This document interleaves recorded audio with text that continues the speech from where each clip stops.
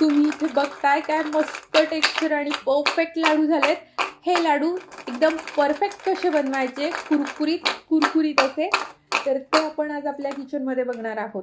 तर मग नमस्कार, सर्वांचं सांचीज किचनमध्ये अगदी मनापासून स्वागत। आज आपण आपल्या किचनमध्ये तिळगुळाचे लाडू बनवतोय। तर त्याच्यासाठी मी इथे सगळ्यात पहिल्यांदा गूळ चिरून घेतेय। गूळ चिरून घेतला की तो पटकन वितळतो। हा गूळ आता बाजूला ठेवते आणि आता आपण तीळ भाजून घेऊयात।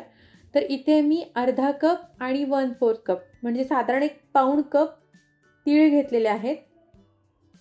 हे तीळ बारीक गॅसवर छान मी भाजून घेणार आहे। आता तीळ भाजत असताना शक्यतो बारीक गॅसवर सतत परतत भाजायचे, म्हणजे ते एकसारखे सगळीकडून छान भाजले जातात, खमंग भाजले जातात।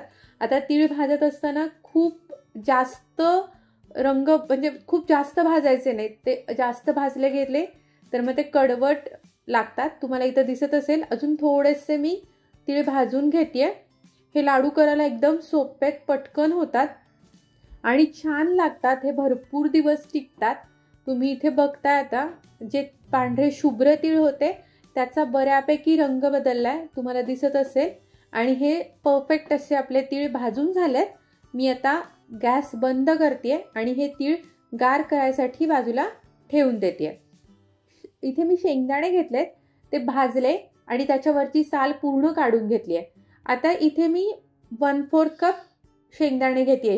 हे म्हणजे आपण मगाशी घेतलेलं जे तीळ आहेत ते तीळ आणि हे शेंगदाणे मिळून 1 कप झालेला आहे। तर तुमच्या साधारण मेजरमेंट लक्षात येत असेल। आता मी हे खलबत्त्यामध्ये अरद बोबडे कुटून घेतेय। हे असे छान लागतात। तुम्ही मिक्सरला सुद्धा थोडे फिरवू शकता, पण हे एकदम बारीक नाही करायचं, हे असं मस्त लागतं। आता इथे एक मी जाड बुडाची कढई घेतली आणि त्याच्यामध्ये तूप घेतलेलं आहे आणि इथे बरोबर 1 कप चिरलेला गूळ मी घेतलाय। आता हा गूळ आपण इथे वितळवून घ्यायचा आहे।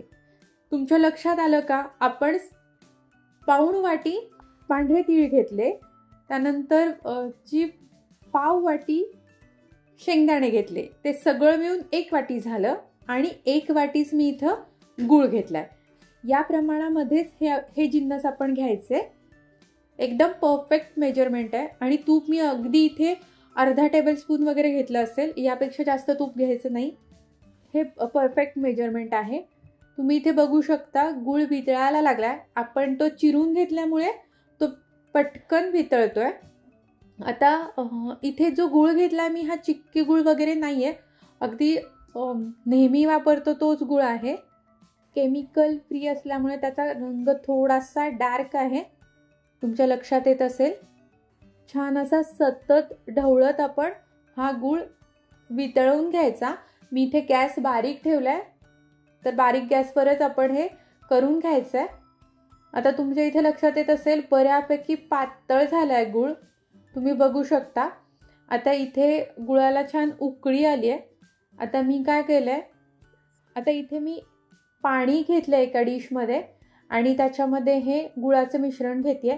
थोडंसं गार झालं की ते आपण बघायचंय। तुमच्या लक्षात येतंय गोळी होतीये त्या पाण्यात टाकलेला जो गुळाचा पाक आहे त्याची, पण ती अशी चिवट आहे बघा, ओढली जाते। हे एकदम मऊसर लाडू हवे असतील तर याथेच आपण याच्यामध्ये तीळ आणि शेंगदाण्याचं कूट घालायचं।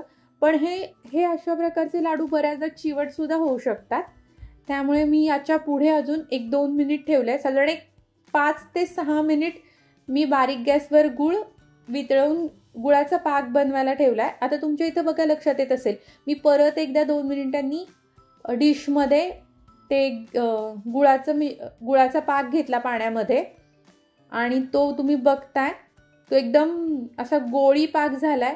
डिशमध्ये तो टाकून बघितला तर त्याचा आवाज सुद्धा येतोय। तर हा अशा प्रकारे हा एवढा पाक झाल्यानंतर लगेच मी याच्यामध्ये भाजलेले तीळ घालतेय।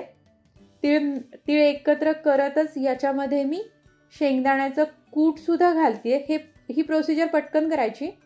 पाक जेव्हा झालाय तेव्हाच मी गॅस बंद केलेला आहे गॅस बंद केल्यानंतर याच्यामध्ये तीळ आणि शेंगदाण्याचं कूट घालतोय आपण. हे सगळं एकत्र मिक्स करून घ्यायचं. तीळ आणि शेंगदाण्याचं कूट हे आधीच एकत्र करून ठेवलं तरी चालेल, ते पटकन होतं. आता इथे मी याच्यामध्ये जायफळाची पूड आणि थोडीशी वेलची पूड घालतेय. आता आपण हे एकत्र करूयात. आता जे लाडू करायला घ्यायचे ते एकदम पटकन घ्यायचे, हे लगेच मिक्स करायचे. तुम्ही बघू शकता ते किती घट्ट होतंय. तर आता हे छान असं सगळं एकत्र झालेलं आहे. आपण याचे लगेच लाडू करायला घेऊयात. आता इथं हे मिश्रण गरम आहे, त्यामुळे मी थोडासा पाण्याचा हात घेतेय किंवा मग हाताला तूप लावून घ्यायचं आणि पटकन थोडंसं मिश्रण हातावर घेऊन त्याचे लाडू वळून घ्यायचे. तुम्ही बघता अगदी हातावर गोल फिरवलं की लगेच लाडू होतो, पटकन होतो, अजिबात वेळ लागत नाही. म्हणजे ते भाजायचा प्रश्नच येत नाही आपल्या हाताला, कारण एकदम फास्ट प्रोसिजर होते ही. तूप लावलं हाताला, इथे हाताला तूप लावलं की छान असं लाडूला ग्लिझिंग पण येतं. मगाशी सुद्धा आपण पाकात जे तूप घातलं होतं त्यानं पण छान असं ग्लिझिंग येतं आपल्या लाडूला. एकदम पटकन लाडू वळले जातात. आता इथं लाडू करताना जर हे मिश्रण खूप घट्ट झालं तर मग एक सेकंदभर कढई परत गरम करून घ्यायची, किंवा खूपच जर समजा वातावरण थंड असेल तर मग उकळतं पाणी घ्यायचं आणि त्याच्यावर कढई ठेवायची. म्हणजे ते लाडू वळेपर्यंत पूर्ण वळेपर्यंत ते गरमच राहतं.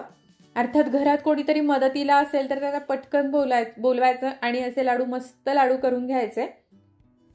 तर मग आज आपण ही बनवलेली रेसिपी तुम्हाला कशी वाटली? ही रेसिपी तुम्हाला आवडली असेल तर नक्की या पद्धतीनं संक्रांतीला हे लाडू करा. तुम्ही सगळे गोड बोलतात, असेच गोड बोलत राहा. या आणि अशा विविध लज्जदार रेसिपीसह पुन्हा भेटूयात. धन्यवाद.